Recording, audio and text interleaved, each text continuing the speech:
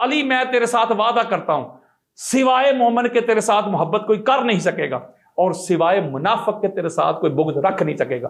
یہ آقا علیہ السلام اصحاب کے جرمٹ میں کہہ رہے ہیں. حضرت عمر بن خطاب نے آگے بڑھ کے کہا کہ اے ابو طالب کے بیٹے مبارک ہو، آج سے تو عمر کا بھی مولا ہے، ابو بکر کا بھی مولا ہے، ہر مسلم کا، ہر مومن، ہر مومنہ کا تو مولا بن گیا ہے. یہ جو 70+ 71 اور 72 کی روایت ہے کافر واصل جہنم ہوئے ہیں، ان میں سے 53 تو علی کی تلوار سے گئے ہیں.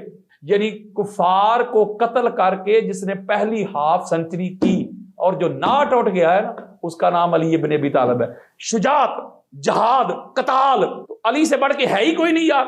القاضی سب سے بڑا علی ہے، صدیق اکبر علی ہیں، فاروق اعظم علی ہیں. عبداللہ بن عمر نے کہا کہ یہ شیخین کی سنت نہیں ہے، اپنے ہوتے ہوئے آپ اپنا بیٹا جو ہمارے اوپر مسلط کر رہے ہیں یزید پلید کو. کہ علی علیہ الصلوۃ والسلام کی شہادت کی جو وجوہات ہے نا، ان میں سب سے بڑی وجہ یہی ہے کہ چونکہ علی علیہ السلام کی تلوار چلتی تھی، دوسرے لوگوں کے ساتھ اتنے حسد اور بغض کیوں نہیں تھا؟ وہ یار انہوں نے کیا ہی کچھ نہیں. مجھے جرم تو بتائیں علی المرتضیٰ کا، جو حالت نماز میں یار لوگوں نے پیسے دے کے بندے کو ہائر کر کے مولا علی علیہ السلام کو شہید کروایا. مجھے علی علیہ السلام کا جرم تو بتائیں. مسلمانوں کے سینے ٹھنڈے نہیں ہوئے. ایسی حسد کی، بغض کی، اناد کی، کینے کی آگ بھر گئی تھی ان کے سینوں میں. علی کی بیٹیوں کے ہاتھ رسیوں سے باندھ کے بھی ان کا غصہ ختم نہیں ہوا. شہادت ہے مولا علی علیہ السلام کی. آصف بھائی، اگر اس کا پس منظر دیکھا جائے تو چند وجوہات ہیں جو سامنے آتی ہیں، بلکہ میں اس کی جو ابتدا ہے، جو اس کی بگننگ ہے، میں وہاں تک آپ کو لے کے جاؤں گا اگر آپ مجھے تھوڑا سا وقت دیں. عبد مناف سرکار کے 4 بیٹے تھے، سرکار ہاشم، مطلب، نوفل اور عبد الشمس. اور ہماری کتب اہل سنت بھری پڑی ہیں کہ آقا علیہ الصلوۃ والسلام فرماتے ہیں کہ جس سلب میں، جس پیشانی میں میرا نور جاتا تھا، اس کی پیشانی میں وہ چمکتا تھا، اور ان کا انتخاب کیا جاتا تھا، وہ چنے ہوئے تھے. اللہ رب العزت نے بھی قرآن مجید فرقان حمید میں یہی ارشاد فرمایا، ان اللہ اصطفیٰ آدم و نوحا و آل ابراہیم و آل عمران علی العالمین ذریۃ بعضھا من بعض واللہ سمیع علیم.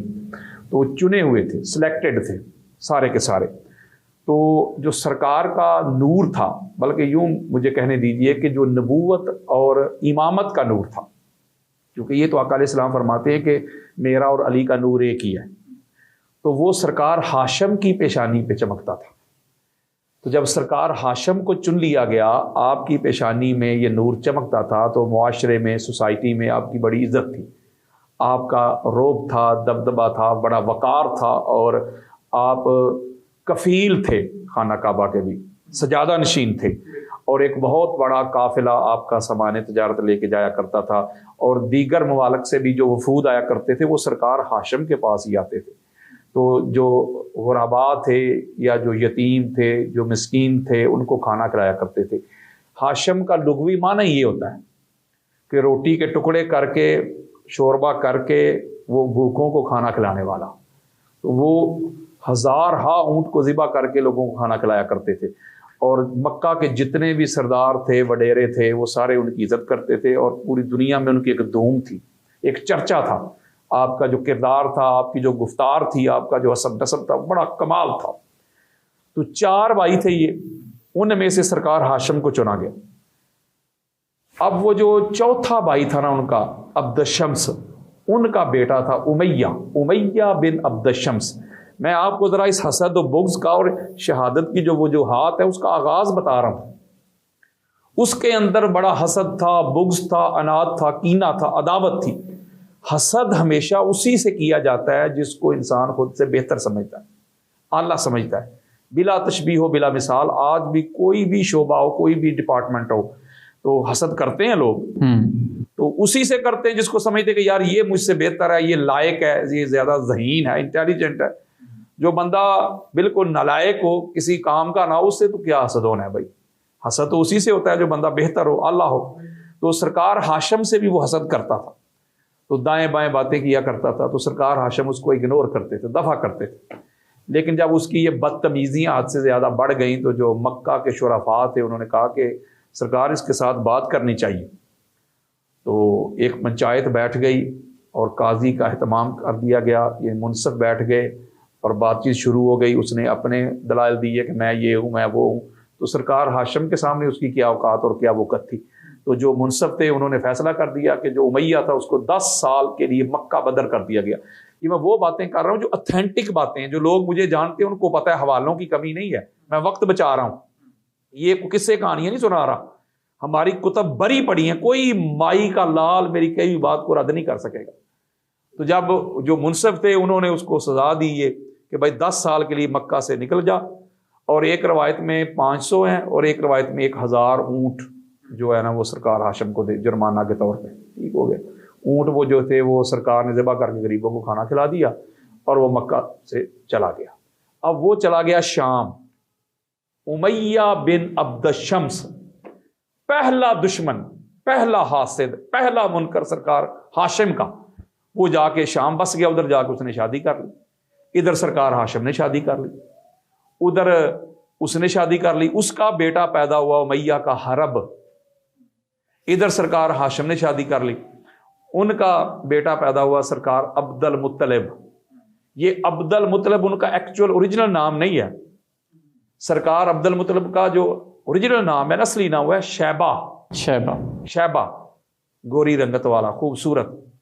وہ چونکہ سرکار ہاشم کے وصال کے بعد مدینہ پاک چلے گئے تھے سرکار عبد المطلب، تو ابھی نوجوان بچے تھے. تو جو سرکار ہاشم کے بھائی تھے نا مطلب، میں نے کہا تھا نا یہ ہاشم اور مطلب کا آپس میں بڑا پیار تھا. نوفل کا اور عبد الشمس کا آپس میں بڑا پیار تھا، یعنی دونوں اپوزٹ ڈائریکشن بن گئی. یہ ہاشمی تھے اور وہ امیہ اینڈ کمپنی تھے. تو ان کے اندر پیار تھا. جب سرکار مطلب گئے تو انہوں نے جب دیکھا کہ یہ تو میرے بھائی کا بیٹا ہے، میرا خون ہے، میرا بھتیجا ہے، تو وہ ان کو ساتھ اپنے مکہ لے آیا، بھابھی کی اجازت سے لے آئے. تو راستے میں اس کو سمجھایا کہ بیٹا تیرے والد کے دشمن بڑے ہیں، حاسدین بڑے ہیں، منافقین بڑے ہیں. تو انہیں ادھر جا کسی کو یہ نہیں کہنا کہ میں ہاشم کا بیٹا ہوں، بلکہ تم نے کہنا ہے کہ عبد المطلب، عبد کہتے ہیں غلام کو، میں مطلب کا غلام ہوں. یعنی مطلب وہ خود تھے، ان کے چچا تھے، تو اس لیے عبد المطلب، مطلب کا غلام، ایکچوئل نام نہیں ہے ان کا. تو ادھر سے سرکار ہاشم کے بیٹے آئے، ادھر وہ امیہ کا بیٹا حرب آیا، ادھر حرب نے شادی کی، اس کا بیٹا پیدا ہوا ابو سفیان. ادھر سرکار عبد المطلب نے شادی کی تو 2 بیٹے معروف پیدا ہوئے، عبداللہ اور ابو طالب. ادھر ابو سفیان نے شادی کی تو بیٹا پیدا ہوا معاویہ بن ابو سفیان. ادھر سرکار عبداللہ نے اور ابو طالب نے شادیاں کی تو ادھر پاک محمد آئے سرکار عبداللہ کی گھر، اور سرکار ابو طالب کے گھر علی بن ابی طالب آ گئے. ادھر معاویہ بن ابو سفیان نے شادی کی تو یزید پلید آ گیا. ادھر علی علیہ السلام نے اور محمد کی شادیاں ہوئیں تو محمد کے گھر میں پاک سیدہ آ گئیں، اور علی المرتضیٰ کے گھر میں حسنین کریمین آ گئے. اور معاویہ بن ابو سفیان نے شادی کی تو بیٹا یزید آ گیا. یہ میں آپ کو تسلسل بتا رہا ہوں، اس حسد، اس بغض، اس انات، اس عداوت، اس کینے کا آغاز بتا رہا ہوں.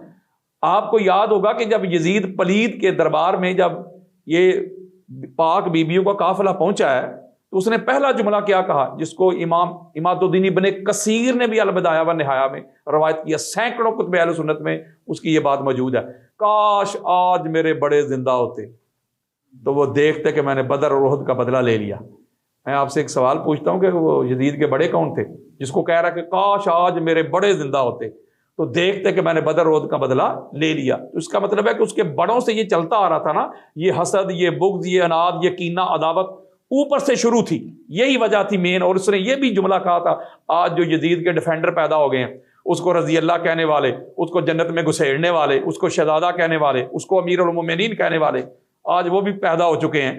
تو یزید نے یہ بھی کہا تھا کہ یہ خاندان بنو ہاشم میں یہ کوئی نبوت اور رسالت کا بھی کوئی کانسیپٹ نہیں ہے، معاذ اللہ، یہ انہوں نے اپنے پاس ہی گڑا ہوا ہے. یعنی اتنا حسد اور اتنا بغض تھا.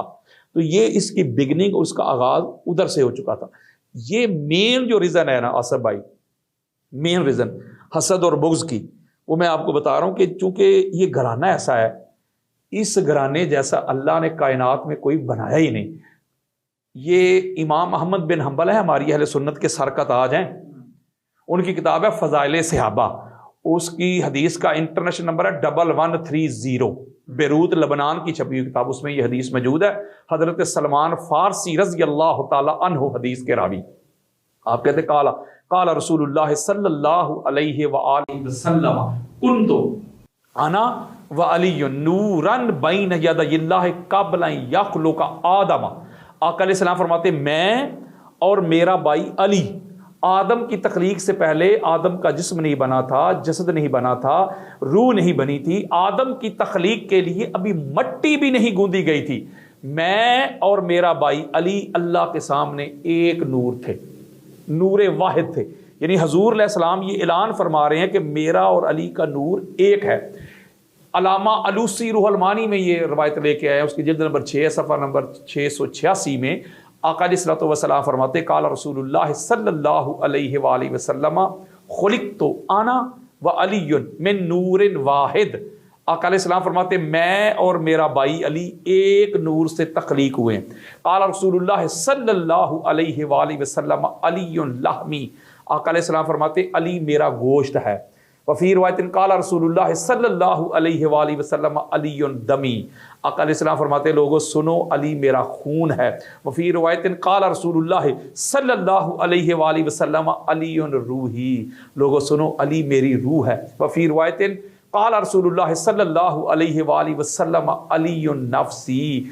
علی میری جان ہے. علی نوری. علی میرا نور ہے. وفی روایت الناس من شجر شتى انا وعلی من شجرۃ واحدہ. وفی روایت یوم سلمہ ھذا علی لحمہ لحمی ودمہ دمی ھذا مفرج الکروب انی ھذا اسد اللہ وسیفہ ولعنۃ اللہ علی اعدائہ. میرے آقا فرماتے لوگ جدا جدا حسب سے نسب سے، میں اور علی حسب بھی ایک، نسب بھی ایک، شجرہ بھی ایک، خاندان بھی ایک، قبیلہ بھی ایک، گھرانہ بھی ایک، دادا بھی ایک، جسم بھی ایک، جان بھی ایک، روح بھی ایک، خون بھی ایک، گوشت بھی ایک، نور بھی ایک.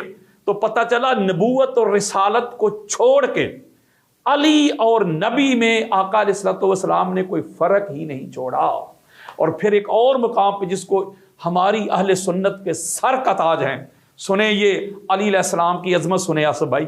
امام ابن ابی شیبہ جو پوری صحاح ستہ کے شیخ اور استاد مانے جاتے ہیں ہمارے ہاں، حدیث کی دنیا کی سب سے بڑی کتاب ہے جن کی المصنف 40,000 کے قریب جس میں حدیث موجود ہیں. بخاری مسلم کھول کے دیکھ لیں آپ، ہر دوسرے تیسرے صفحہ پہ جو آپ کو حدیث ملے گی وہ ابن ابی شیبہ سے ملے گی. آپ کو شیخین کے بھی شیخ ہیں. وہ حدیث لے کے ہے کہ آقا علیہ الصلوۃ والسلام نے ارشاد فرمایا قال رسول اللہ صلی اللہ علیہ وآلہ وسلم خرجت من نکاح ولم اخرج من سفاح من لدن آدم الی ان ولدنی ابی و امی. آقا علیہ السلام فرماتے ہیں کہ اللہ رب العزت نے ہمارے نور کو آدم سے لے کے جدھر جدھر گیا ہمارے ماں باپ تک، جس سلب میں گیا سلب والے بھی پاک، جس بطن میں گیا بطن والیاں بھی پاک اور نکاح والے تھے. میں آدم علیہ السلام سے لے کے نا آصف بھائی تو سرکار عبداللہ تک اور سرکار ابو طالب تک ایک ایک شخصیت آپ کو ادھر ہی بیان کر سکتا ہوں. ادھر ہی ایک ایک شخصیت، بلکہ ایک ایک شخصیت کے آپ کو فضائل، ان کے مناقب، ان کے خصائص ابھی سنا سکتا ہوں. تو پتہ چلا جہاں نبی اور علی کا نور جا رہا ہے، ان کی پیشانی چمک رہی ہے، اس وقت کی وہ ہستیاں، وہ پرسنالٹیز جتنی بھی تھی آصف بھائی، وہ سب سے اعلیٰ تھی. وہ منزہ مصفہ مجلہ پاک صاف مطہر تھی، چنے ہوئے تھے.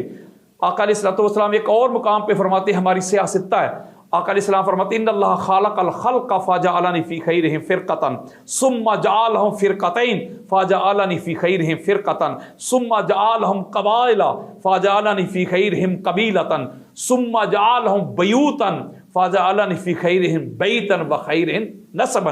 آقا علیہ السلام فرماتے ہیں کہ اللہ نے طبقات بنائے، سب سے اعلیٰ طبقہ اللہ نے ہمارا بنایا. اللہ نے قبیلے بنائے، سب سے اعلیٰ قبیلہ اللہ نے ہمارا بنایا. اللہ نے گھرانے بنائے، خنوادے بنائے، سب سے اعلیٰ گھرانہ اور خنوادہ اللہ نے ہمارا بنایا. اللہ نے حسب اور نسب بنائے، سب سے اعلیٰ حسب اور نسب اللہ نے ہمارا بنایا. یہ آقا علیہ الصلوۃ والسلام اپنے گھرانے، اپنے حسب نسب کی تعریف کر رہے ہیں، تعارف کروا رہے ہیں، انٹروڈکشن کروا رہے ہیں کہ ہم کون ہیں، ہاشمی کون ہیں اور دوسرے کون ہیں. اتنا اعلیٰ حسب اور نسب. ایک اور مقام پہ یہ بھی ہماری سیاست ہے، آقا علیہ الصلوۃ والسلام فرماتے کہ ان اللہ اصطفیٰ کنانۃ من ولد اسماعیل. اللہ رب العزت نے اسماعیل کی اولاد میں سے کنانہ کو چن لیا. یہ بڑی خاص بات ہے اس حدیث میں، جو کہتے ہیں وہ سارے ایک ہی جیسے ہیں. آقا فرما رہے کہ جو حضرت اسماعیل علیہ السلام تھے، چونکہ جب انہوں نے اللہ کا گھر بنایا تھا ابراہیم علیہ السلام اسماعیل علیہ السلام نے، تو انہوں نے دعا کی تھی ربنا وابعث فیہم رسولا، یہ جو میرا بیٹا اسماعیل اس کی ذریت میں سے نبی آخر الزمان کو پیدا کر، یہ دعا ہے حضرت ابراہیم علیہ السلام کی۔ تو حضرت ابراہیم علیہ السلام کی دعا، اسی لیے آقا فرماتے تھے کہ میں ابراہیم علیہ السلام کی دعا ہوں۔ تو اسماعیل میں سے کنانہ کو چن لیا گیا۔ آگے آقا علیہ السلام فرماتے ہیں کہ وَاصْطَفَىٰ قُرَيْشًا مِّن کِنانَةَ، پھر کنانہ میں سے اللہ نے قریش کو چن لیا، قریش کا انتخاب ہو گیا۔ اور آگے سنیں وَاصْطَفَىٰ بنی ہاشم من قریشٍ، پھر قریش میں سے بنی ہاشم کو چن لیا، باقی فارغ۔ بنی ہاشم کو چن لیا گیا ہے، ان کو مصطفیٰ کر لیا گیا ہے، یہ چنے ہوئے ہیں، یہ پاک صاف طاہر مطہر ہیں۔ آقا علیہ السلام فرما رہے جدھر جدھر ہمارے نور نے ٹریول کیا ہے وہ اپنے وقت میں سب سے اعلیٰ تھے، چنیدہ تھے، مصطفیٰ تھے، چنے ہوئے تھے۔ ایسا خوبصورت حسب اور نسب یار جو علی علیہ السلام کا ہے، اور آقا علیہ السلام نے کس طرح اس کو اپنے ساتھ جوڑا ہوا ہے۔ اس لیے حضور نے فرمایا نا، جس کو حضرت عمر بن خطاب رضی اللہ تعالی عنہ نے روایت کیا، اس کو بھی امام ابن ابی شیبہ نے، دیگر کتب بڑی پڑھی ہیں ہماری اہل سنت کی۔ آقا علیہ السلام فرماتے کل ناسب و سبب ینقطع الی یوم القیامہ الا سببی و ناسبی۔ آقا فرماتے ہر حسب نسب منقطع ہو جائے گا قیامت کے روز سوائے میرے حسب اور نسب کے۔ میرا حسب اور نسب ایسا ہے جو قیامت کے روز بھی منقطع نہیں ہوگا۔ اسی لیے آقا علیہ السلام نے مولا علی علیہ السلام کو فرمایا تھا یا علی انت اخی فی الدنیا والآخرہ، اے علی تو دنیا میں بھی محمد کا بھائی ہے، اور آخرت میں جب کوئی کسی کا بھائی رہے گا ہی نہیں، حسب نسب سارے منقطع ہو جائیں گے، تو اس وقت بھی محمد کا بھائی ہے۔ اگر آپ اہل بیت اطہار کو بالعموم اور مولا علی علیہ السلام کو حسب بھائی بالخصوص دیکھیں، ان کی سیرت پڑھیں، سٹڈی کریں، مطالعہ کریں، غوطہ زنی کریں، تو آپ کو سمجھ آ جائے گی کہ ان کا یہ جو کمال ہے، جو جمال ہے، انہوں نے جو اللہ اور اللہ کے رسول کے دین کی خاطر کیا ہے۔ علی علیہ السلام کے بابا سے شروع ہو جائیں، اور حسب نسب بھی اتنا کمال ہے۔ یہاں ابھی ایک بات میرے مائنڈ میں آ گئی کہ حضور علیہ السلام فرماتے ہیں، جو میں نے حدیث آپ کے سامنے پڑھی تھی جس کو امام احمد بن حنبل لے کے آئے ہیں، آقا علیہ السلام فرماتے ہیں کہ ہمارا جو نور ہے وہ ٹریول کرتا رہا پاک صلبوں میں، پاک رحموں میں، اور نکاح والے تھے سارے، حتی اقرہ فی صلب عبد المطلب۔ آقا علیہ السلام فرماتے ہیں کہ سرکار عبد المطلب تک ہمارا نور ایک ہی تھا، نور واحد تھا۔ کس کا؟ علی اور نبی کا، نبوت اور امامت کا سنگل نور۔ یہاں حضور فقسمہ قسمین، میں اپنی بات نہیں کر رہا، it's not my own interpret, یہ ایک ایک لفظ حضور کا بیان کر رہا ہوں، ترجمہ کر رہا ہوں، میری اپنی نہ کوئی تشریح ہے نہ میری کوئی توجیہ ہے، بالکل متن اور ترجمہ کر رہا ہوں۔ آقا علیہ السلام فرماتے ہیں کہ سرکار عبد المطلب تک ہمارا نور ایک ہی تھا، یہاں سے آ کے نور دو حصوں میں تقسیم ہو گیا۔ قسمن الی صلب عبد اللہ، جو نبوت والا نور تھا نا، اس کا جو جز تھا وہ سرکار عبداللہ کی طرف چلا گیا، وقسمن الی صلب ابی طالب، اور جو امامت والا نور تھا، ولایت والا نور تھا، وہ سرکار ابو طالب کی طرف چلا گیا۔ یہاں سے آگے نور دو حصوں میں تقسیم ہو گیا، اور آقا علیہ السلام فرماتے ہیں یہاں سے جو نور دو حصوں میں تقسیم ہوا ہے، آگے چل کے پھر ملاپ ہو گیا۔ ادھر سے نبوت کا نور آیا، نبوت کے فیضان لے کے، سنیں آصف بھائی، نبوت کے انوار لے کے، نبوت کی تجلیات لے کے، پاک بی بی فاطمہ زہرا سلام اللہ علیہا کی صورت میں ادھر سے امامت کا اور ولایت کا نور آ رہا ہے، ولایت کے انوار لے کے، تجلیات لے کے، برکات لے کے، فیوزات لے کے، علی المرتضیٰ کی صورت میں، ادھر سے نبوت کا نور، ادھر سے امامت کا نور۔ قرآن کہتا ہے مرج البحرین یلتقیان، ادھر سے امامت کا، ادھر سے نبوت کا، دونوں امامت اور نبوت کے نور کا ملاپ ہوا، سنگم ہوا، اور ان کے سنگم سے، ان کے ملاپ سے جو ذوالنورین دنیا میں آئے، جو دو نور آئے، ایک کا نام حسن، دوسرے کا حسین ہے۔ اب دیکھیں، آپ سٹڈی کر کے دیکھ لیں، مجھے کتب سیر کو پڑھ کے دیکھ لیں، سیرت پہ لکھی جانے والی، نسب پہ لکھی جانے والی احادیث کی کتابیں کھول کے دیکھ لیں، قرآن کو کھول کے دیکھ لیں، پاک محمد اور علی جیسا حسب اور نسب مجھے پوری دنیا میں دکھائے۔ ام المومنین حضرت عائشہ صدیقہ رضی اللہ تعالی عنہا حدیث کی راوییں کہتی ہیں، جبریل امین جب حضور کی بارگاہ میں آتے تھے تو آقا علیہ السلام نے مجھے فرمایا کہ جبریل نے کہا کہ یا رسول اللہ، آدم سے لے کے آپ تک آ رہا ہوں میں، ہر نبی ہر رسول کی طرف آیا ہوں میں، ان کی اولاد دیکھی، ان کا حسب دیکھا، ان کا نسب دیکھا۔ آقا میں اعلان کرتا ہوں آپ جیسی کائنات میں نے شخصیت نہیں دیکھی، آپ کی آل جیسی میں نے کسی نبی کی آل نہیں دیکھی. یہ اماں کہہ رہی ہیں. اس کا مطلب یہ ہوا کہ جب حسب اور نسب ہی افضلیت کا معیار ہوتا ہے، اور قرآن بھی کہتا ہے افضلیت کا جو معیار ہے وہ حسب ہے، نسب ہے، خاندان ہے، قبیلہ ہے، گھرانہ ہے، باپ دادا ہے. اس معیار پہ بھی دیکھیں تو جب علی علیہ السلام جیسا کسی کا حسب اور نسب ہی نہیں تھا تو اندر معاملات تو چلنے تھے نا. کئی ایسے بھی تھے، میں کسی کی گستاخی نہیں کر رہا، واللہ باللہ تاللہ یہ پاک کتاب کے اوپر میرا ہاتھ ہے، میرے سر پہ قرآن بھی رکھ دو، میرے دل میں وہم و گمان بھی نہیں کہ میں کسی شخصیت کی گستاخی اور بے ادبی کروں. میں لعنت بھیجتا ہوں اس پہ جو کسی کی گستاخی اور بے ادبی کرے، لیکن حقائق بیان کرنا یہ گستاخی نہیں ہوتی، یہ اللہ کی سنت ہے. اللہ قرآن میں کھول کھول کے حقائق بیان کرتا ہے. تاجدار کائنات نے حقائق بیان کی ہیں. ایک طرف ان کا حسب اور نسب ہے، دوسری طرف ان سے لڑنے والے، ان سے جنگ کرنے والے، ان کے جو دشمن، ان کے حاسدین، ان کا حسب نسب چیک کر لیں آپ، جن کے باپ دادا کا ہی نہیں پتا، کتنی دیر وہ بتوں کے سامنے لیٹے رہے، شرک تھا، کفر تھا. اور ایسے ایسے سلسلے ملتے ہیں. آصف بھائی یہ میرے پاس موبائل میں پڑے ہیں، میں آپ کو دے جاؤں گا، آپ بے شک اس کا پی ڈی ایف آگے لگا دیجئے گا، سکین لگا دیجئے گا. ایسے ایسے لوگ گزرے، میں تو نامینیٹ بھی نہیں کر رہا، کہ جن کے باپ نے بھتیجیوں سے شادی کی تھی اور وہ دنیا میں آئے تھے. اب وہ مقابلہ کریں گے علی علیہ السلام جیسے حسب اور نسب کا. تو اس کا مطلب ہے جب یہ حسب، یہ نسب اتنا ستھرا، آقا علیہ الصلوۃ والسلام کا گھرانہ، مولا علی علیہ السلام کا حسب نسب، تو پھر یہ حسد اور بغض تو شروع ہونا تھا. یہ سرداری جب ان کو مل گئی، جنت کی سرداری ان کے پاس آ گئی، عورتوں کی سرداری ان کے پاس آ گئی، تو جب یہ سارا کچھ تھا پھر رہی صحیح کسر غدیر نے نکال دی. سمجھے نا ذرا بات کو. غدیر میں آقا علیہ السلام نے جب اعلان کر دیا من کنت مولا فاز علی مولا، تو جو محبت کرنے والے تھے ان کو تو خوشی ہوئی.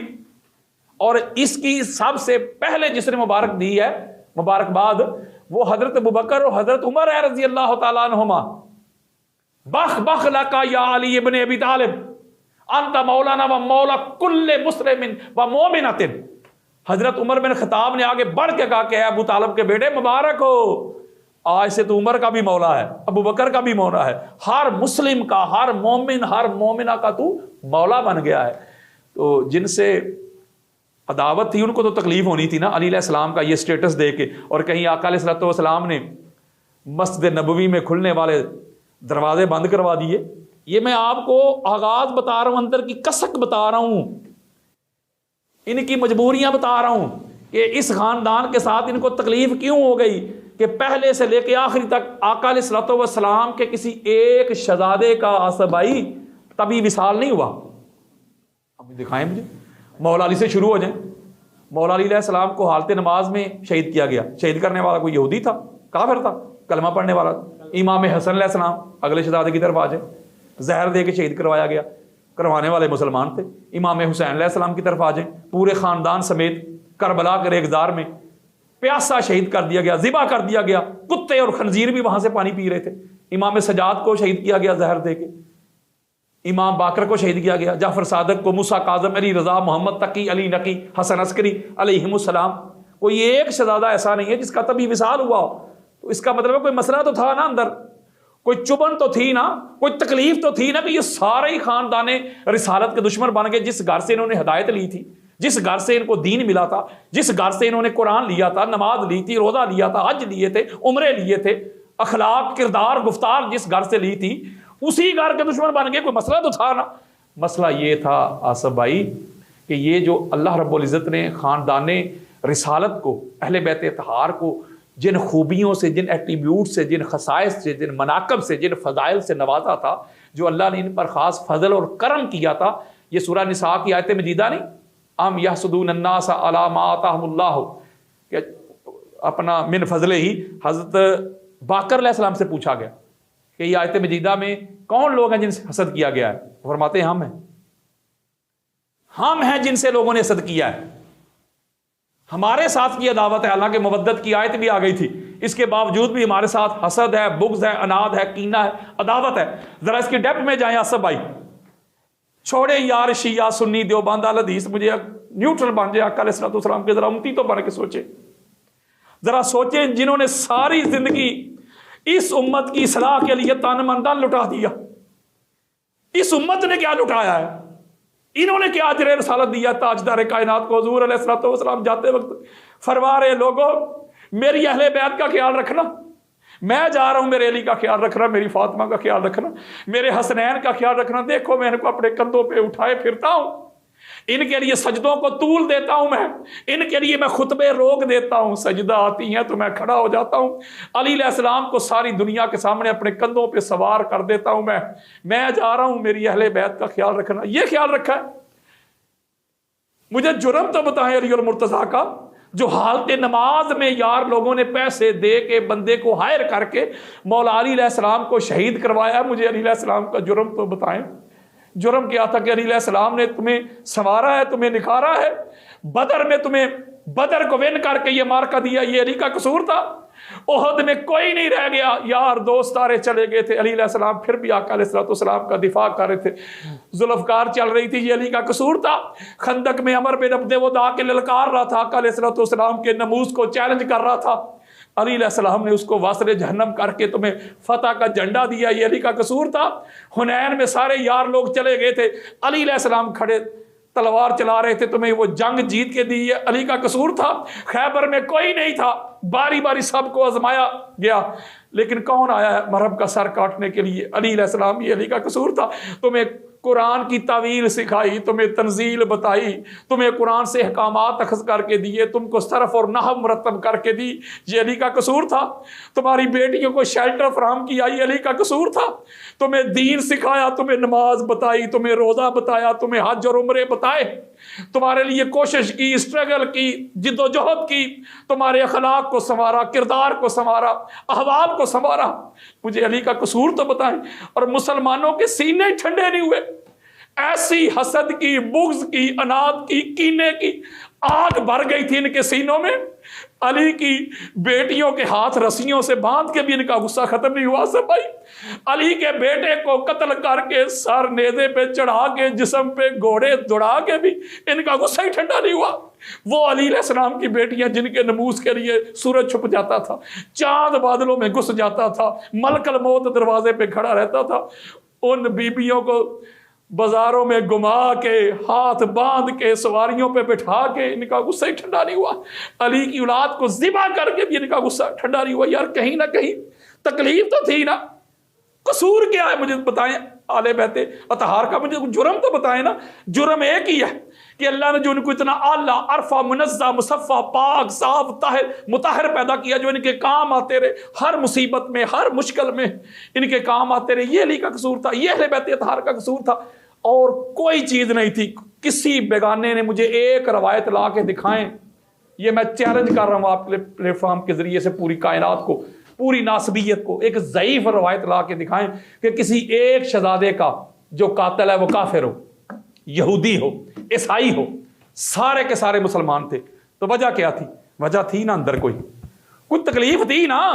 इसीलिए तो साहब ने खत लिख लिख के लोगों को इकट्ठा किया कि आ जाओ, वो अली, उसका बेटा आज हमारे कब्जे में आओ, अब सारे अपने भड़ास निकालो, गुस्से निकालो। भाई जिन्होंने सारी जिंदगी किया ही कुछ ना था, उनसे क्या दुश्मनी होनी थी? मेरी बात समझिए, जरा फॉलो करें। यार बदर की लड़ाई में मैन ऑफ दी बदर कौन है? अली। ये जो 70+ 71 और 72 की रिवायत है, काफर वासले जहन्नम हुए हैं, उनमें से 53 तो अली की तलवार से गए हैं। आसफ भाई समझे जरा, 53 काफर जो हैं वो अली अलैहिस्सलाम की तलवार से वासले जहन्नम हुए हैं। यानी कुफार को कत्ल करके जिसने पहली हाफ सेंचुरी की और जो नाट आउट गया है ना, उसका नाम अली इब्न अबी तालिब है। ओहद में भी देख ले, अली था, सारे चले गए थे, अली अलैहिस्सलाम अकेले तनहा खड़े थे और पाक सईदा खड़ी थी, खून साफ कर रही थी, अली की तलवार चल रही थी और दायरे को बड़ा कर रहे थे। और खालिद बिन वलीद रजी अल्लाह तआला अन्हु उस वक्त काफिर थे, उन्होंने पीछे से हमला किया था ना, जब कदम उखड़ गए मुसलमानों के, जब अली की तलवार चली वो भी टिक नहीं सके। वो मुकाम और मर्तबा अल्लाह और अल्लाह के रसूल ने अली अलैहिस्सलाम को अता किया था। और यही हुनैन की सूरत हाल है और यही खैबर की सूरत हाल है। तो हर मुश्किल में, हर मुसीबत में, हर परेशानी में अली अलैहिस्सलाम ने मुआवनत की है, इस्लाम को सुरखरू किया, इस्लाम की तरवीज के लिए, इस्लाम के नफाज के लिए, इसकी अकामत के लिए, इसकी इशाअत के लिए। अपने बाबा से देख लें, مال خرچ کرتے رہے ساری زندگی، آقا علیہ الصلوۃ والسلام کے محافظ بن کے رہے، ناصر رسول بن کے رہے، شیب ابی طالب ہو یا مکہ کے کفار ان کے ساتھ فیس کرتے رہے، دفاع کرتے رہے، خدیجہ الکبریٰ سلام اللہ علیہا وہ فیس کرتی رہی ہیں. تو سارا کچھ کردار ہی اس گھرانے کا یار، تن من دن اس گھرانے نے لٹایا. جب مال خرچ کرنے کا وقت تھا تو مال بھی انہوں نے خرچ کیا، جب اولاد قربان کرنے کا وقت آیا تو سارے تھے نہیں تھے ادھر؟ مجھے بتائیں یار، چھوٹے نام تھے اس وقت. تو کون گیا ہے دین بچانے کے لیے؟ حسین ابن علی. تو اس کا مطلب ہے کہ یہ اس لیے آپ نے جو سوال کیا ہے کہ ان کا حسد اور بغض اور کینہ اتنا بڑھ گیا تھا کہ آقا علیہ الصلوۃ والسلام کے فرمان کے مطابق بھی اور قرآن مجید میں ان کی مودت کی آیات کے باوجود بھی ان کا حسد اور بغض کم ہی نہیں ہوا، ختم ہی نہیں ہوا. اور یہی مین ریزن تھی، مین وجہ یہی تھی. علی علیہ الصلوۃ والسلام کی جو شہادت کی طرف یہ آئے ہیں کیونکہ ان کو پتا تھا کہ علی کے سامنے تو ہم آ نہیں سکتے، اتنی ہمارے اندر کیپیسٹی نہیں ہے، اہلیت ہی نہیں ہے. جو بندہ کچھ نہ کر سکتا، جملہ کہہ دیتا ہوں پنجابی کا، جو ککھ نہیں کرن جوگا اسی کے اندر حسد اور بغض ہوتا ہے. ایک جملہ کہنا ہے میں نے، آپ کتب تاریخ پڑھ کے دیکھ لیں، احادیث پڑھ کے دیکھ لیں، سیر پڑھ کے دیکھ لیں، جو بندہ بالکل نکما نظر آئے گا جس نے کچھ نہیں کیا کسی جنگ میں یا کسی بھی مارکا میں، جو 0/0 ہے نا آصف بھائی، اسی نے حسد کیا علی اور علی کی اولاد سے. دیکھ لیں آپ جتنے بھی یہ لوگ ہیں اہل بیت اطہار کے جو سامنے آئے ہیں، ذرا ان کا کردار پڑھ کے دیکھ لیں، اور اسلام کے لیے ان کی جو جدوجہد ہے وہ بھی آپ کے سامنے. یہی مین ریزن تھی جو مجھے نظر آئی ہے، جو میں نے کتب حدیث کو پڑھا ہے، سیر کو پڑھا ہے، کہ علی علیہ الصلوۃ والسلام کی شہادت کی جو وجوہات ہیں نا، ان میں سب سے بڑی وجہ یہی ہے کہ چونکہ علی علیہ السلام کی تلوار چلتی تھی، دوسرے لوگوں کے ساتھ اتنے حسد اور بغض کیوں نہیں تھا؟ وہ یار انہوں نے کیا ہی کچھ نہیں. ذرا اس کی ڈیپ کو تو جائیں نا سب بھائی. اچھا مجھے بتائیں، بدر کے بعد جو کافر تھے وہ مسلمان نہیں ہو گئے؟ ہاں جی ہوئے نا. تو جو کافر تھے وہ جو مسلمان ہو گئے، تو جو مسلمان ہو گئے تھے آصف بھائی، ان کے جو بڑے تھے باپ دادا، وہ علی کی تلوار سے ہی واصل جنم ہوئے تھے نا. میں نے شروع میں آپ کو ایک جملہ بھی بتایا کہ یزید نے کہا تھا آج میرے بڑے زندہ ہوتے تو وہ دیکھتے کہ میں نے بدر کا بدلہ لے لیا. کیا بدلہ لے لیا؟ کہ علی کی اولاد کو ذبح کر کے میں نے بدلہ لے لیا، علی کی بیٹیوں کے ہاتھ رسیوں سے باندھ کے میں نے بدلہ لے لیا. کہ وہ کیا ہی کچھ نہیں تھا دوسروں نے یار، جب کیا ہی کچھ نہیں تھا تو وہ چیلنج کیا بننا تھا انہوں نے؟ تو جس نے تلوار چلائی تھی، جب لوگ مسلمان ہو گئے، کلمہ پڑھ کے کچھ جان بچانے کے لیے آگے فتح مکہ میں، انہوں نے جان بچانے کے لیے انہوں نے اپنا کلمہ پڑھ لیا، مسلمان ہو گئے. لیکن ان کے بڑے باپ دادا کو چونکہ قتل کیا ہوا تھا مولا علی علیہ السلام نے دین اسلام کی خاطر، اپنی ذات کے لیے نہیں، تو اندر حسد اور بغض تھا یہی کہ یار اس نے ہمارے بڑے مارے. علی علیہ السلام نے کبھی اپنی ذات کے لیے یہ روایت سنی ہے نا کہ جنگ کے دوران ایک بندے نے آپ کی طرف بے ادبی کر دی تو آپ نے اس کو چھوڑ دیا. کیوں چھوڑ دیا؟ کہ یہاں میری ذات آ گئی ہے. تو علی اپنی ذات کے لیے تو جنگ کرتا ہی نہیں ہے. علی کی تلوار جب بھی چلی ہے یا اللہ کے دین کے لیے چلی ہے یا محمد کے ناموس کے لیے چلی ہے. تو اس لیے جو سب سے بڑی ریزن ہے نا آصف بھائی، علی علیہ السلام کی شہادت کی وجوہات میں سے جو سب سے بڑی وجہ اور ریزن ہے وہ یہی ہے کہ اپنے یار لوگ تھے جن کو حسد اور بغض شروع ہو گیا تھا علی علیہ السلام سے اور علی علیہ السلام کی اولاد سے. یہ مین وجہ بنی ہے ان کی شہادت کی. جو آپ نے کہا کہ یہ وجہ کیا بنی ہوئی، یہی وجہ ہے. اور اس کو نماز میں اس لیے انہوں نے حملہ کیا ہے کہ ان کو پتا تھا کہ علی کے سامنے فیس ٹو فیس تو کوئی اہل ہی نہیں ہے. آپ کو پتا ہے جنگ صفین میں معاویہ بن ابو سفیان کو کہا تھا عمر بن العاص نے کہ معاملہ تو آپ دونوں کے درمیان، علی اور تیرے درمیان، تو خود ہی لڑ لیں نا آپ دونوں، حضور کی امت کو تو بچائیں نا. کیا کہا تھا معاویہ بن ابو سفیان نے کہ تیرا دماغ خراب ہے، میرے بعد تیری حکومت پہ نظر ہے، مجھے مروانا چاہتا ہے، علی سے بھی کوئی جیت سکا ہے، یہ جملے ہیں، تو مجھے مروانا چاہتا ہے، علی سے بھی کوئی جیت سکا ہے لڑ کر. تو اس کا مطلب یہ ہوا کہ مولا علی علیہ السلام کو اللہ تعالیٰ نے وہ طاقت عطا کی ہوئی تھی کہ اسلام کی جب بگننگ تھی، جب اسلام کی ابتدا تھی آصف بھائی، تو اس کو کھڑا کرنے والے اسلام کو ان کے قدموں پہ وہ علی علیہ السلام. تو یہ مین کردار تھا. اور لوگ کلمہ پڑھ کے مسلمان ہو گئے تھے، دلوں سے وہ تعصب، وہ بغض، وہ حسد نہیں گیا تھا. تو اس لیے یہ مین ریزن بنی اور اس لیے انہوں نے علی علیہ السلام کو شہید کیا. بعد میں علی علیہ السلام کی اولاد کو بھی اس طرح انہوں نے ذبح کیا اور اتنی بے دردی کے ساتھ کہ جو غیر مسلم تھے، جو عیسائی تھے، جو اپنا یہودی تھے، وہ بھی کانوں کو ہاتھ لگاتے تھے. جو پہلی مین ریزن ہے وہ حسد اور بغض ہے. بالکل ٹھیک ہے. اچھا علامہ صاحب یہ بھی فرمائیے گا کہ دیکھیں 4 خلفاء میں سے صرف پہلے جو ہے طبعی وفات ہوئی ہے، باقی تینوں خلفاء شہید ہی ہوئے، جن میں سے حضرت عثمان کو شہید کرنے والے مسلمان ہی تھے. کیونکہ ہم ان کو حاجی کہتے ہیں لیکن مسلمان ہی تھے. حضرت علی کو بھی مسلمانوں نے شہید کیا. ابو لولو فیروز جو تھا وہ مسلمان ہی تھا, وہ مجوسی تھا, لیکن 2 خلفاء کو تو مسلمانوں نے شہید کیا. تو آپ کو یہ نہیں لگتا کہ اسلام اتنا زیادہ پھیل گیا ہوا تھا؟ اور ایک اور بات بھی یہ ہے نا کہ جہاں جہاں گورنر گئے انہوں نے اپنی مرضی کی حکومتیں کی. شام کی, مصر کی حکومت اتنی ظالم تھی کہ وہ وہاں کے لوگ سمجھتے تھے کہ شاید یہ سارا کچھ جو ہے نا حضرت عثمان کی حکومت کی وجہ سے ایسا ہو رہا ہے, حالانکہ حضرت عثمان کا لینا دینا بھی نہیں تھا. وہاں کے گورنر اتنے وہ ظالم تھے.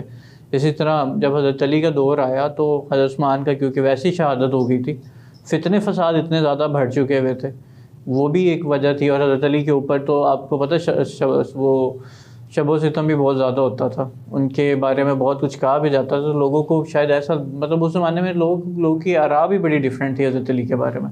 تو یہ بھی تو ایک محرکات ہے نا ان کی شہادت کے, کہ وہ تقریباً فتن و فسادوں کا ہی دور تھا. جنگوں پہ جنگ جمل, پھر صفین تھی, پھر اس سے پہلے حضرت عثمان کا قتل تھا, یعنی کہ ان کی شہادت تھی. تو اتنے زیادہ فتنے تو پھیل چکے ہوئے تھے اس دور میں آ کے. یہ بالکل آپ نے 100% درست بات کی ہے, کیونکہ کچھ لوگوں نے اصل میں مولا علی علیہ السلام کی جو خلافت ہے اس کا انکار اس لیے کیا تھا ظاہری طور پہ, جو انہوں نے آگے معاملہ رکھا تھا جی حضرت عثمان بن عفان جو ہے رضی اللہ تعالیٰ عنہ, جو ان کے قاتل ہیں, پہلے ان کے اوپر جو ہے نا وہ حد جاری کریں. ٹھیک ہے, تو مولا علی علیہ السلام کا یہ موقف تھا کہ ابھی میں اس پوزیشن میں نہیں ہوں کہ یہ کر سکوں. لیکن میں ایک بات آپ سے کرتا ہوں کہ جن کا یہ موقف تھا یا آج جو ان کو ڈیفینڈ کرتے ہیں, جو حالانکہ علی علیہ السلام کے مقابلے میں جو بھی آ جائے, اہل سنت کا یہ موقف ہے, چاہے جنگ جمل ہو, چاہے جنگ صفین ہو, چاہے ام المومنین حضرت عائشہ صدیقہ ہو رضی اللہ تعالی عنہا, چاہے یہ جمل والے معاویہ بن ابو سفیان اور عمر بن العاص, جو بھی ان کی پوری جماعت ہے, پوری ٹیم ہے, جو بھی علی علیہ السلام کے مقابلے میں آیا, یہ اہل سنت کا 2 ٹوک کیٹاگوریکلی موقف رہا ہے کہ وہ حق پر نہیں تھا جو علی علیہ السلام کے سامنے آیا. حق علی علیہ السلام کے پاس تھا. تو حق ہونے کے باوجود بھی آقا علیہ السلام نے فرما دیا اللہم عادل الحق ما هو حیث دارا. یہ جامع ترمذی میں حدیث موجود ہے, حدیث صحیح.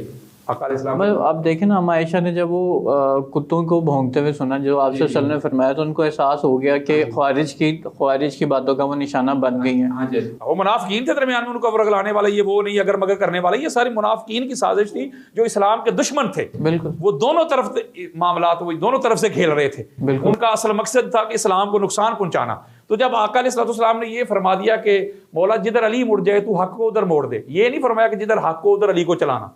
آقا علیہ السلام نے فرمایا جدھر علی مڑ جائے تو حق کو ادھر موڑ دے, ادھر پھیر دے. یعنی کہ علی علیہ السلام کا بولنا حق بن جائے, علی کا فرمان ہی حق, علی کے حکم فرمان آرڈر کے آگے اگر مگر نہ کوئی کر سکے, اف بٹ نہ کر سکے. جو علی کہہ دے سمجھ لو حق ہے, علی سراپا حق ہے. آقا علیہ السلام کی یہ حدیث ہے اور جامع ترمذی میں ہے. تو جب آقا علیہ السلام کے فرمان کے مطابق علی علیہ السلام حق ہیں, تو جو کہتے رہے, تو جو ان کے بالمقابل آ گئے آصف بھائی, تو آج اگر ہم ان کو ڈیفینڈ کرتے ہیں کہ بھائی یہ ہے تھا وہ تھا, اگر اہل سنت کا ایک اور نقطہ میں آپ کو بتاتا ہوں, 2 ٹوک موقف ہے اہل سنت کا. ایک اور موقف بتاتا ہوں جہاں آ کے جو ڈنڈی مارتے ہیں یار لوگ.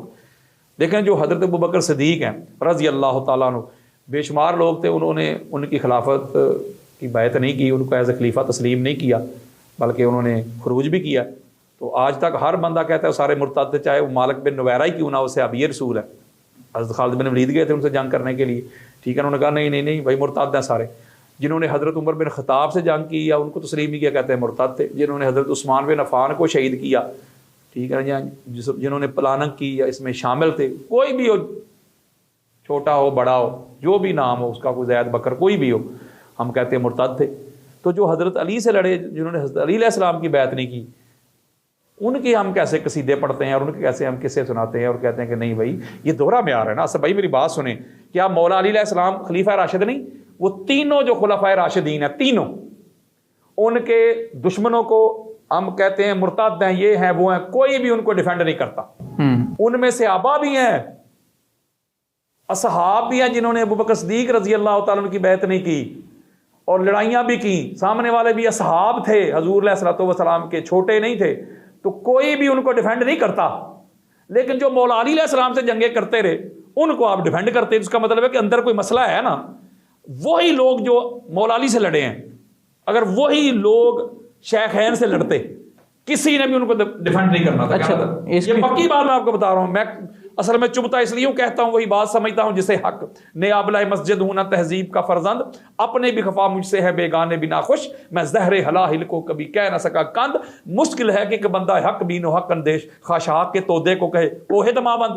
اچھا، جو ممبروں کے اوپر جو سب و شتم ہو رہا تھا یہ محبت میں ہو رہا تھا، اس سے حضرت عثمان بن عفان کے قاتلوں کے اوپر حد جاری کروانے کے لیے ہو رہا تھا. بلکہ ام المومنین حضرت ام سلمہ رضی اللہ تعالی عنہا سے روایت ہے، یہ ہماری کتب اہل سنت بری پڑی ہیں. مستدرک للحاکم کھول کے دیکھ لیں، امام حاکم نے اس حدیث کو بیان کر کے نیچے لکھا ہے ھذا حدیث صحیح علی شرط شیخین، اور الفاظ کے رد و بدل کے ساتھ یہ صحیح بخاری میں بھی حدیث موجود ہے. وہاں سے سعد بن ابی وقاص سے پوچھا ہے معاویہ بن ابو سفیان نے. یہاں اماں کہتی ہیں کہ شام سے ایک بندہ آیا تو میں نے اس شامی سے کہا کہ تم نبی کو رسول اللہ کو گالیاں دیتے ہو. تو وہ کل تو معاذ اللہ، وہ کانوں کو ہاتھ لگاتا ہے کہ ام المومنین یہ کیسے ہو سکتا ہے کہ ہم نبی کو کیسے گالی دے سکتے ہیں، استغفر اللہ، یہ نہیں ہو سکتا. تو سنیں ذرا کتب اہل سنت. اماں کہتی ہیں میں نے اسے کہا انی سمیت رسول اللہ صلی اللہ علیہ وآلہ وسلم یقول من سب علی فقد سبانی. میں نے خود تاجدار کائنات کو فرماتے ہوئے سنا تھا کہ علی کو سب کرنا، یہ کہتے ہیں یہ اختلاف، تنقیس، اختلاف، یہ پولیٹیکل اختلاف واجبہ، سب کا معنی کر رہے ہیں. جس نے علی کو سب کیا، جس نے علی کو گالی دی، جس نے علی علیہ السلام کی اہانت اور گستاخی کی، اس نے محمد کو گالی دی. اب مجھے بتائیں نا، چلو انہی کی مان لیں، اسی معنی میں لے آئے، تو کیا علی علیہ السلام کی اہانت کرنا وہ تو رسول کی اہانت سیدھی سیدھی، علی علیہ السلام کو سب و شتم کرنا. اور اگلی بات سن لیں جو جامع ترمذی میں بھی امام احمد بن حنبل نے بھی اس کو روایت کیا، آقا علیہ السلام نے مولا علی کو مخاطب کیا، پاک سیدہ کو کیا، حسنین کریمین کو کیا. آن حرب لمن حربتم وسلم لمن سلمتم. دیکھ لیں آقا علیہ السلام نے علی علیہ السلام کو مخاطب کرتے ہوئے فرمایا علی ہے، زہرا ہے، حسن ہے، حسین، جو تم سے لڑتا ہے، جو تم سے جنگ کر، دو روایات ہے سالمکم و حاربکم، دونوں میں جمع کر رہا ہوں، جو تم سے لڑتا ہے یا جس سے تم لڑتے ہو، میں اس سے لڑتا ہوں، میری اس سے لڑائی ہے. جس سے تم محبت کرتے ہو، جسے تم امان دیتے ہو، اپنی امان میں لاتے ہو، یا جو تمہیں امان دیتا ہے، میری اسے سلو ہے، میرا اس سے پیار ہے، محبت ہے. تو آقا علیہ السلام نے تو کیٹاگوریکلی کہہ دیا کہ علی علیہ السلام کو سب کرنا بھی مجھے سب کرنا ہے، اور علی سے جنگ کرنا بھی محمد سے جنگ کرنا ہے.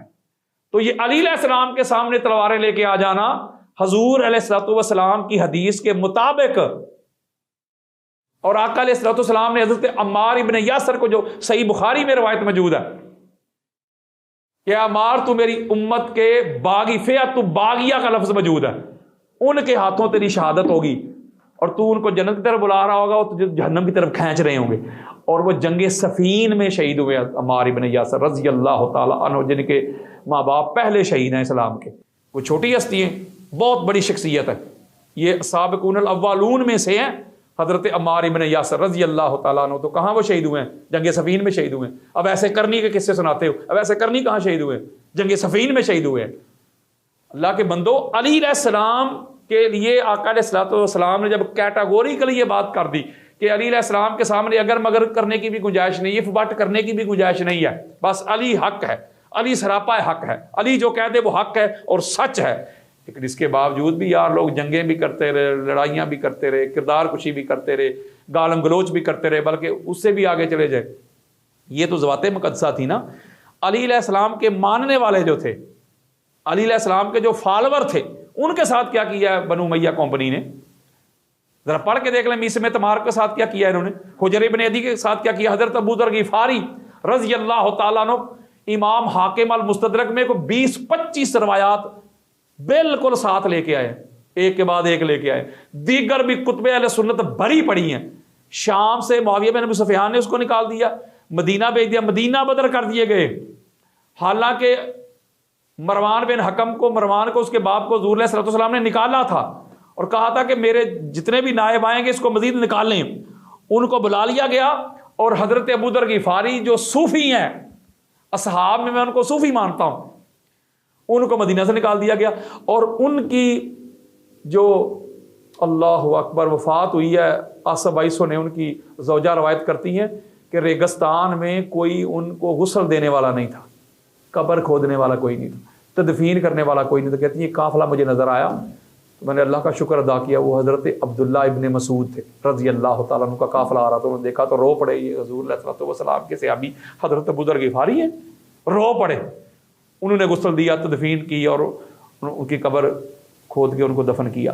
حضرت عبداللہ ابن مسعود رضی اللہ تعالیٰ عنہ، ان کے ساتھ کیا ہوا ہے، حجر ابن عدی کو عذرا کے مقام پہ ان کے ساتھیوں سمیت، چونکہ گورنر سب و شتم کرتے تھے مولا علیہ السلام کو، وہ ٹوکتے تھے، اور معاویہ بن ابی سفیان کے پاس شام بھیجا اور اس نے ساتھیوں سمیت ان کو عذرا کے مقام پہ ان کو قتل کر دیا، ذبح کر دیا. یہ ہماری کتابیں ہیں، اللہ کی عزت کی قسم کھا کے کہتا ہوں ایک حوالہ بھی شیعہ کتاب کا نہیں دے رہا آپ کے سامنے. ذبح کر دیا، اور انہوں نے کہا تھا کہ یہ مجھے 2 نفل پڑھنے، 2 آخری خواہش تھے، اور اتنی جلدی نفل پڑھے تھے حضرت حجر بن عدی نے. وہ کہتے ہیں میں نے زندگی میں کبھی اتنی تیز نماز پڑھی نہیں ہے، یہ جلدی اس لیے پڑھ رہا ہوں کہ ان کے دل میں یہ بات نہ آ جائے کہ موت کے ڈر سے میں جو نوافل ہیں ان کو طول دے رہا ہوں. اور کہا تھا مجھے انہیں بیڑیوں سمیت ہے، یہ ہماری کتابوں میں لکھا ہوا ہے، بیڑیاں نہ اتارنا، میرا خون نہ صاف کرنا ان کپڑوں سے، اسی طرح دفن کرنا. اسی طرح تدفین ہوئی ہے. قیامت کے روز میں اپنا مقدمہ اللہ کی بارگاہ میں رکھوں گا معاویہ بن ابو سفیان کے خلاف. اور ام المومنین حضرت عائشہ صدیقہ رضی اللہ تعالی عنہا اس عمل سے بہت سخت ناراض تھی، اور انہیں کہا گیا تھا کہ ٹھیک ہے آپ کو وظیفہ آ رہا ہے، آپ اپنے معاملات میں، حکومتی معاملات میں آپ دخل نہ دیں. عبد الرحمن بن ابی بکر وہ گھر میں گھس آئے اپنی جان بچانے کے لیے عائشہ صدیقہ کے پاس.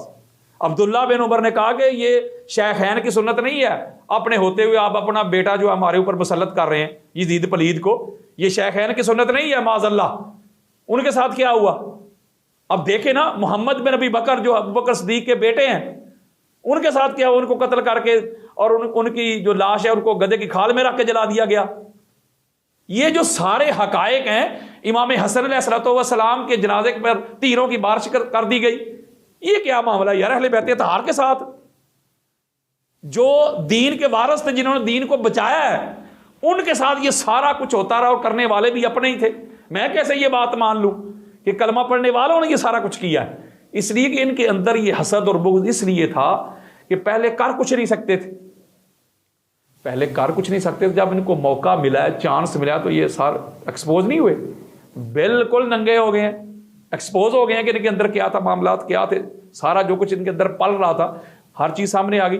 تو جب آقا علیہ الصلوۃ والسلام نے یہ مسجد نبوی کے دروازے بند کیے، معروف روایت ہے، تو روایت کہتی ہے، میں بھی آپ کو دکھا دیتا ہوں، پورا باب باندھا ہوا میں نے اپنی کتاب میں. تو چیم گوئیاں شروع ہو گئیں. تو یہ چیم گوئیاں کہاں سے آ گئی بھائی؟ یہ ادھر سے پاکستان سے گئے تھے لوگ چیم گوئیاں کرنے والے، یا ہندوستان سے گئے تھے؟ اس کا مطلب چیم گوئیاں جب ہوئی ہیں تو پھر آقا علیہ الصلوۃ والسلام جلال میں آ گئے. آقا علیہ السلام نے فرمایا محمد بن عبداللہ نہ کسی کے دروازے بند کرواتا ہوں نہ کسی کا کھلواتا ہوں، اللہ نے تمہارے بند کروائے، اللہ نے علی کا کھلا رکھا ہے. اس کا مطلب مسئلہ تھا نا، غدیر میں بھی مسئلہ تھا نا. اسی طرح یہ جو طائف کا جب محاصرہ ہوا ہے، حضور علیہ الصلوۃ والسلام گئے ہیں، تو یہاں ہماری جامع ترمذی میں ایک روایت موجود ہے. جامع ترمذی ہماری سیاستہ کی تیسری سب سے بڑی کتاب ہے. حضرت جابر بن عبداللہ انصاری رضی اللہ تعالیٰ عنہ حدیث کے راوی ہیں. وہ روایت کرتے ہیں کہ طائف کے روز جو ہے نا، آقا علیہ الصلوۃ والسلام کے ساتھ ہم سارے بیٹھے ہوئے تھے. آقا علیہ السلام نے علی علیہ السلام کو بلایا، بڑی بات خاص ہے، سارے وزیر مشیر پاس بیٹھے ہوئے. آقا علیہ السلام نے علی علیہ السلام کو بلایا، اپنے پاس کیا، دا علیت فن تجاہو، ان کے کان میں کوئی گفتگو کی. جامع ترمذی بار بار رپیٹ کر رہا ہوں، ہماری اہل سنت کی کتاب ہے. علی علیہ السلام کے کان میں کچھ گفتگو کی، کنورسیشن کی. کان میں گفتگو تبھی کی جاتی ہے جو ساتھ بیٹھے ان کو نہ سنانی ہو. راز میں کوئی بات کرنی ہو تو بندہ کان میں کرتا ہے نا یار، بعد راز کی نہ ہو تو بندہ اوپنلی کر دیتا ہے کہ بھائی یہ مسئلہ تھا، کان میں گفتگو کی. اب روایت میں لکھا ہوا ہے کہ جب کان میں گفتگو ہوئی تو کچھ چہروں کا رنگ بدل گیا، تغیر ہو گیا، اعتراض کیا کہ ہمارے ہوتے ہوئے یہ کیوں ہوا ہے. تو وہاں آقا علیہ الصلوۃ والسلام نے ایک جملہ دیا ہے، آصف بھائی اگر جملہ نہ ہو ساری زندگی مفت نوکری کروں گا. جامع ترمذی کی حدیث صحیح ہے. آقا علیہ الصلوۃ والسلام نے ایک جملہ غصے میں آ کے فرمایا کہ علی کے ساتھ جو گفتگو ہوئی ہے اس پہ اگر مگر کرنے والوں، چہروں کے رنگ تبدیل کرنے والوں، کون کہتا ہے من تجیتہ ولکن اللہ انتجاہ، گل ہی مک گئی. آقا علیہ السلام فرماتے کون کہتا ہے کہ محمد نے علی کے کان میں گفتگو کی ہے؟ اس اللہ نے خود علی کے کان میں گفتگو کی ہے. اس لیے میں نے اس کے اوپر بڑے دلائل دیے. میرا یہ دعویٰ ہے کہ علی کلیم اللہ ہے. آقا علیہ الصلوۃ والسلام فرما رہے ہیں کہ اللہ نے خود علی کی کان میں گفتگو کی ہے. مسجد نبوی کے ممبر پہ علی علیہ السلام کو بٹھایا ہے اپنے ساتھ. یہ صحیح مسلم میں حدیث صحیح ہے. سارے بیٹھے ہوئے, حضرت ابوبکر سے لے کے حضرت بلال تک رضی اللہ عنہم, پہلے سے لے کے آخری تک سارے کے سارے نیچے بیٹھے. ممبر کے اوپر ایک نبی ہے, دوسرا علی ہے, اور علی علیہ السلام کا ہاتھ پکڑا ہوا ہے. یہ دیکھیں ذرا, اس کو میں کیسے سمجھاؤں, اس کا ویژول امپیکٹ سوچے ذرا سا بھائی یار, ذرا دماغ میں لائیں, منظر سوچے. وہ منظر کیسا ہوگا؟ سارے ایسے بیٹھے ہیں, ممبر کے اوپر ایک نبی ہے, دوسرا علی ہے, باقی سارے ایسے بیٹھے ہوئے, سارے نیچے. آقا علیہ السلام نے ہاتھ پکڑا, چہرہ اصحاب کی طرف کیا. روایت سنیں, والذی فالق الحبۃ وبرأ الناس مت انہ لحد النبی الامی الی ان لا یحبنی الا مومن ولا یبغضنی الا منافق. اصحاب کے جرمٹ میں آقا علیہ السلام اعلان کر رہے ہیں, ہاتھ پکڑ کے, قسم ہے اس کی, مولا فرماتے ہیں جس کے قبضہ قدرت میں میری جان ہے, جس نے جاندار دانے کو چیرا, جاندار پیدا کیے. آقا علیہ الصلوۃ والسلام نے میرے ساتھ وعدہ کیا تھا, عہد کیا تھا, میثاق کیا تھا, ایگریمنٹ کیا تھا, پرامس کیا تھا, علی میں تیرے ساتھ وعدہ کرتا ہوں سوائے مومن کے تیرے ساتھ محبت کوئی کر نہیں سکے گا, اور سوائے منافق کے تیرے ساتھ کوئی بغض رکھ نہیں سکے گا. یہ آقا علیہ السلام اصحاب کے جرمٹ میں کہہ رہے ہیں, ذرا بات سمجھے. اور ایک اور مقام پہ جس کو امام راغب اصفہانی المفردات میں لے کے, آرام باغ کراچی کی چھپی ہوئی کتاب کھول کے دیکھیں, ان کا صفحہ نمبر 6 ہے, ابھی میں آپ کے سامنے رکھ دوں گا یہ کتاب. دیگر کتب بھری پڑی ہیں. ایک اور مقام پہ آقا علیہ الصلوۃ والسلام نے, جس کو حذیفہ نے روایت کیا, معاذ بن جبل نے روایت کیا, بے شمار اصحاب روایت کرتے ہیں, اصحاب کے جرمٹ میں حضور علیہ الصلوۃ والسلام نے فرمایا, قال رسول اللہ صلی اللہ علیہ وآلہ وسلم علی یا علی انا وانت ابوا هذه الامہ. حدیث دے رہا ہوں آصف بھائی, آقا علیہ السلام نے فرمایا, علی میں اور تو, علی تو میری ساری امت کا باپ ہے. You are the father of my امہ, you are the father of nation, you are the father of universe. یہ آقا علیہ الصلوۃ والسلام اعلان فرما رہے ہیں. کہیں آقا علیہ السلام فرما رہے ہیں, آنا والی حجت اللہ علی امتی فی الیوم القیامہ. سنیں یہ حدیث, آقا فرما میں اور میرا بھائی علی ایسے اعلان کر رہے ہیں, حجت ہے, اتھارٹی ہے میری ساری امت پہ قیامت کے روز بھی. یہ امت کی بات کی. آپ کہیں گے یہ امت پہ ہی حجت ہے نا مولا علی علیہ السلام, دوسروں پر تو نہیں ہے. دوسرے مقام پہ فرمایا, آنا والی حجت اللہ علی عبادہ, کہ میں اور علی اللہ کے بندوں پہ اللہ کی حجت ہے. آپ کہیں ٹھیک ہے, یہ بندوں پہ حجت ہے نا علی, فرشتے تو نہیں نا آئے اس میں. آگے سنیں, آقا فرماتے آنا والی حجت اللہ علی خلقہ, گل نہیں مک گئی. آقا علیہ السلام فرماتے میں اور میرا بھائی علی اللہ کی تمام مخلوق پہ اللہ کی حجت ہے, دلیل ہیں, اتھارٹی ہیں.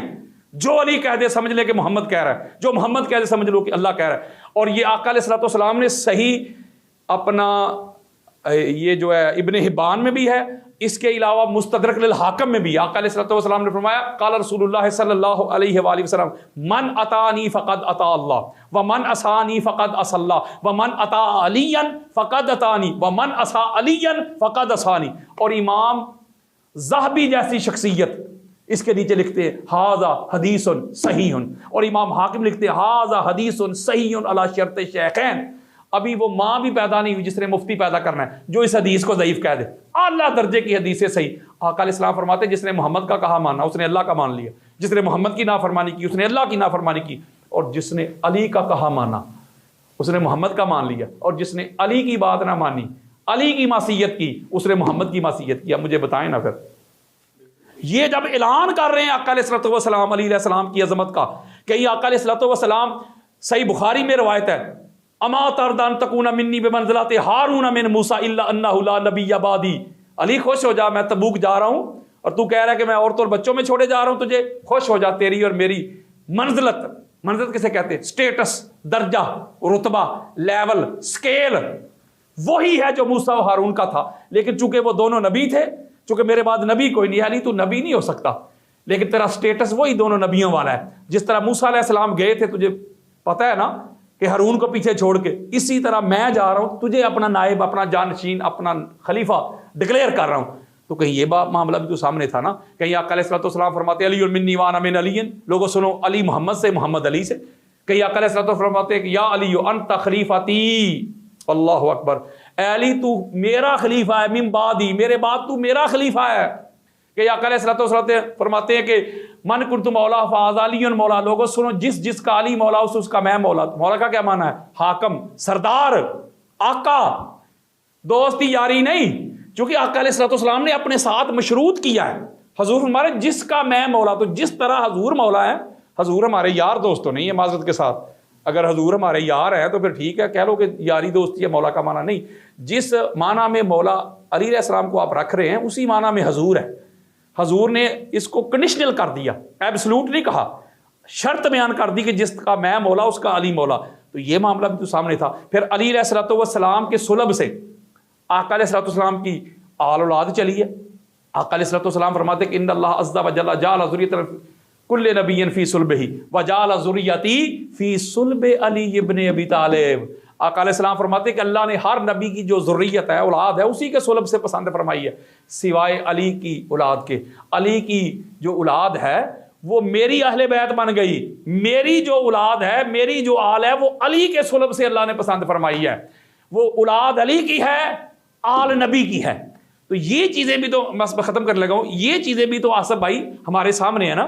جب کردار دیکھنا ہو، گفتار دیکھنی ہو، زہد، عبادت، ورع، تقوی، طہارت، یقظہ، بیداری، قیام، رکوع، سجود، صداقت، امانت، دیانت، فصاحت، بلاغت، امامت، خلافت، کردار، گفتار، شجاعت، جہاد، قتال، تو علی سے بڑھ کے ہے ہی کوئی نہیں یار. القاضی سب سے بڑا علی ہے، صدیق اکبر علی ہیں، فاروق اعظم علی ہیں. تو اتنی بڑی خصلتوں والی شخصیت، ایسے خصائص، ایسے مناقب، ایسے فضائل، ایسی ایٹریبیوٹس، ایسے اوصاف، ایسی صفات جس شخصیت کے پاس ہوں تو اس سے حسد نہیں ہوگا، تو بغض نہیں ہوگا، تو اور کیا ہوگا؟ جو کسے بھی جوگے نہیں سننا، جڑے کک جوگے نہیں سن، وہی ساری زندگی علی علیہ السلام سے حسد اور بغض کرتے رہے. اور یہی مین وجہ ہے کہ علی علیہ السلام کی جو شہادت ہے، حالت نماز میں انہوں نے کہا کہ سامنے آنے کی تمہارے اندر ہمت نہیں کہ علی علیہ السلام کو چیلنج کر سکیں یا للکار کے لڑائی کر سکے.